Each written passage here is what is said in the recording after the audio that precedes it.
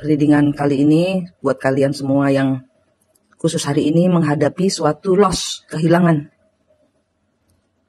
Loss kehilangan ini bisa dimaksudkan untuk benar-benar hilang atau hanya sekedar peringatan.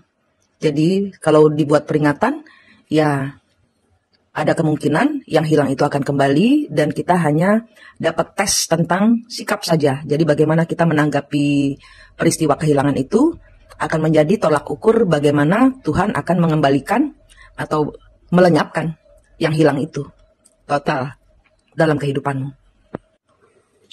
Khusus kartu-kartu yang saya buat ini apa adanya, terbaca, akan saya bacakan. Dan ingat, semua ramalan itu pada saat dibacakan, pada saat kita mengetahui isi ramalan, itu langsung kok bisa dirubah, langsung bisa. Dan harus dirubah kalau jelek. Karena ini bukan ilmu pasti, ini tentang keilahian, ya kan? Bagaimana kita mengetahui dan kita membatalkan ramalan buruk dengan doa, ya, dengan doa dipatahkan. Kalau memang kita ada tahu hasil kartu jelek, langsung kita patahkan, langsung kita ubah energinya. Gitu, kalau saya ngajarin soal kartu seperti itu. Ramalan itu bisa, bukan takdir atau bukan nasib yang 100% harus dipercayai, tidak. Kalau bagus, ya percayai. Tapi kalau jelek, rubah. Ya. Nah, di sini ada dua ini ya, ada dua. Jadi ada satu yang memang benar-benar hilang, yang memang dia memang berbuat kesalahan, dan memang dia harus mempertanggungjawabkan apa yang sudah dia lakukan. Ini kehilangan itu yang pertama adalah memang benar-benar dimaksudkan untuk Tuhan, tidak terjadi dalam kehidupan Anda, karena mungkin Anda mengawalinya suatu usaha ini dengan niat yang salah, dengan uang yang salah, dengan itikat yang salah. Ya, Anda sendiri yang tahu bagaimana Anda kehilangan. Coba ditelisik lagi, ditelusuri lagi. Pada saat mengawali suatu usaha ini, entah ini hubungan percintaan atau keuangan atau apapun juga yang terbaca di bulan ini kehilangan, dilihat lagi sumbernya, awalnya, mengawalinya bagaimana. Nah itu sudah bisa kelihatan dari situnya, ya. Nah ini kita bicara kedua. Yang kedua itu akan ada tower moment yang mengejutkan, di mana ini memakai jasa negatif, entah ini orang negatif, entah ini suatu ilmu yang negatif, sehingga orang ini lost, tidak sadar, tidak bisa mengelak, harus menerima, tapi bingung. Gimana ini? Kok bisa saya kehilangan? Kok bisa saya ngikut begini? Kok bisa saya? Nah itu, jadi ada dua energi. Nah, yang energi yang kita mau bahas, energi pertama, karena yang energi kedua yang kita mau bahas, karena energi pertama sudah kelihatan, ini adalah buah dari perbuatanmu, yaitu yang saya namakan karma. Ya, kalau kartu pertama tadi kita bicara soal karma, nggak usah diomongin, memang harus kehilangan harus terjadi karena ngawalinya salah, karma, ya kan? Nah, ini kita bicara soal yang kedua, di mana banyak sekali yang kehilangan di bulan Mei Juni ini ya, ini karena energi yang Tuhan berikan dibelokkan oleh ilmu hitam. Apa yang Anda punya diambil, ditarik. Nah ini tergantung cara kita ya. Kadang-kadang kita jengkel ya. Mungkin anak kita menghilangkan sesuatu yang berharga. Entah motor kita, entah motornya orang tua, entah uangnya orang tua. Nah ini bagaimana cara orang tua untuk tenang. Korban di sini sebenarnya bukan, kalau melihat bukan dari segi finansial. Misalnya ada orang tua yang marah besar karena anaknya tiba-tiba kehilangan sepeda motor yang belum lunas, ya kan, ibarat kata gitu. Nah, jadi ini emosi nih orang tuanya, bener-bener nih, ini anak ini nggak tahu diri, ini dia nggak tahu perjuangan orang tua, nyicil motor belum lunas, udah diilangin. Nah kayak gitu, sehingga ada kok omongan anak durhaka lah, inilah itulah, padahal ini anak korban, dia juga kena mental. Nah kita harus di sini, ini bisa dirubah. Ya, perangai Anda, sikap Anda dalam menentukan mutu apakah anak lebih penting mentalnya daripada motor yang uang bisa dicari. Tapi kalau mental, bagaimana orang tua bersikap terhadap kesulitan yang dihadapi oleh anak? Nah, ini penting. Ya, jadi yang bisa dirubah adalah energi yang kedua, di mana ini adalah korban.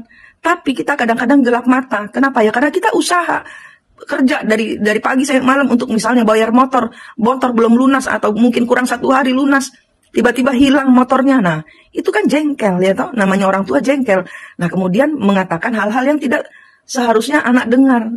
menerima kekejaman, abuse dari orang tua atas kesalahan yang dia sendiri tidak inginkan terjadi. Tapi dia dipakai oleh semesta untuk apa? Ngetes iman kita. Kita welas asih nggak bahkan kepada anak sendiri atau kepada orang tua sendiri atau kepada rekan kita sendiri, itu ngomongnya kayak gitu. Nah, ini adalah suatu tes. Gimana kamu menanggapi masalah ini? Dan ini masih bisa dikembalikan. Masih bisa seandainya kalian itu berkata-kata atau bersikap dengan baik, dengan benar. Ini masih bisa dikembalikan. Ini tergantung dari sikap kalian. Kalian legowo nggak, besar hati nggak? Ini cuma uang, bisa dicari lagi. Ya memang susah, ya memang kesel. Tapi apakah kemanusiaan itu hilang karena kehilangan motor, kehilangan sesuatu yang orang yang menghilangkan ini juga korban. Nah, kenapa saya bilang bisa dirubah? Karena saya melihat di kartu berikutnya ada, misalnya Anda kehilangan satu nih ya, satu motor. Di depan kalian nggak ngelihat ada 10 motor yang mau datang. Tapi motor ini tidak akan datang kalau kalian belum selesaikan PR welas AC. Begitu kalian welas AC-nya nggak timbul, motornya nggak jadi muncul, yang ada hutang. Gitu. Kita lihatlah Pak Prabowo. Pak Prabowo berapa kali kena prank oleh semesta? 2 kali. Yang ketiga kali dia sudah kena hajar egonya oleh semesta. Bukan oleh siapa-siapa, tapi oleh dirinya sendiri.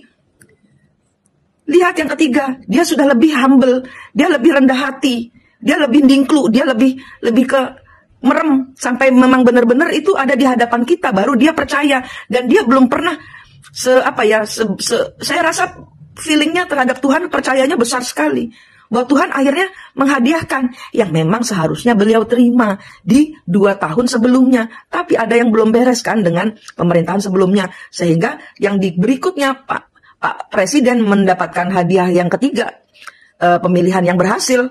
Nah, dia sudah rada enak kerjanya. Dia tinggal nerusin atau memperbarui dengan ide-idenya dia yang lebih humble, lebih bertuhan. Itu ada maksud Tuhan dari semuanya itu. Ya, ingat, Anda kehilangan 1 motor, di depan mau ada 10 motor datang, nggak jadi karena kalian salah bersikap. Welas asihnya sedang dibuat naik sama Tuhan kalian ini. Rendah hatinya sedang diminta sama Tuhan. Kamu harus rendah hati, injak egomu. Ini cuma uang, ini cuma itu. Karena yang lebih besar akan kalian dapatkan. Gitu, ini kartu yang terbaca ini.